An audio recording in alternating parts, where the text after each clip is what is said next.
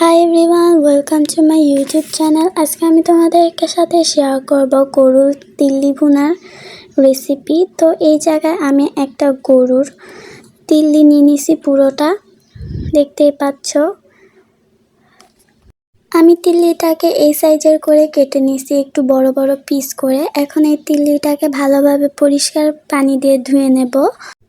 তারপর তিল্লিটাকে একটা ঝুড়িতে ভালোভাবে পানি ঝরার জন্য রেখে দেব। তারপর একটা বলে উঠিয়ে নেব, তিল্লির মধ্যে একটু পানি থাকা যাবে না। তারপর এখন আমরা তিল্লিটাকে ভাজবো, এর জন্য আমি এই জায়গায় মরিচের গুঁড়া নিয়ে নিতেছি।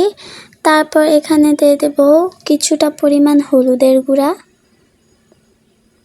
তারপর আমি এর মধ্যে 2 টেবিল চামচ আদা রসুন বাটা দিয়ে দেব। তারপর কিছুটা পরিমাণ মতো লবণ দিয়ে দেব। এরপর সব কিছুকে ভালোভাবে একসাথে মেখে নেব। ভালোভাবে একসাথে এগুলোকে মেখে 5 মিনিটের জন্য রেখে দেব। পরবর্তীতে একটা কড়াইতে কিছুটা পরিমাণ সরিষার তেল দিয়ে দিছি।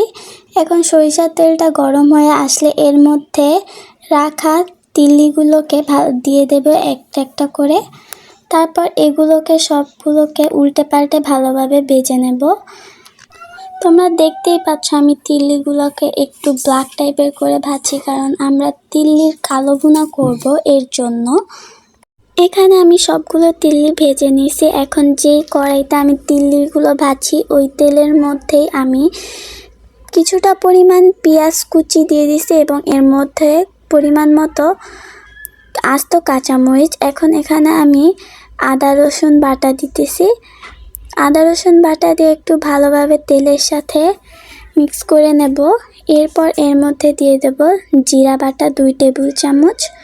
2 টেবিল চামচ জিরা বাটা দিয়েও তারপর ভালোভাবে আবার সব কিছুকে মিক্স করে নেব।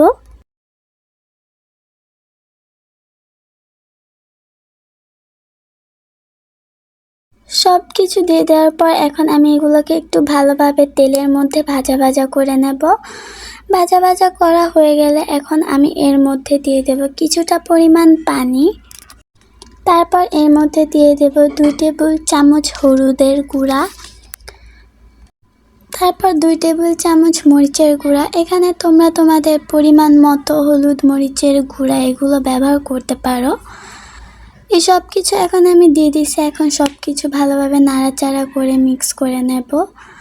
প্রায় কিছুক্ষণ এগুলোকে আমি ভালোভাবে ভাজা ভাজা করে নেব। ভাজা ভাজা হওয়ার পর এর মধ্যে উপরে যখন একটি তেল চলে আসবে, তারপর রাখা তিল্লি ভুনাগুলো আমি এর মধ্যে দিয়ে দেব এবং ভালোভাবে নেড়ে চেড়ে মিক্স করে নেব।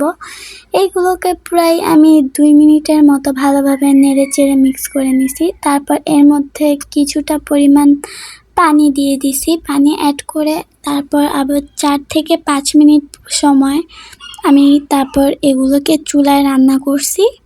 তোমরা চাইলে এর থেকে বেশি বা কম সময়ও এটা রান্না করতে পারো। তারপর তোমরা দেখতেই পাচ্ছ 4-5 মিনিট পর আমাদের গরুর তিল্লি ভুনাটা কত সুন্দর ও লোভনীয় হয়েছে।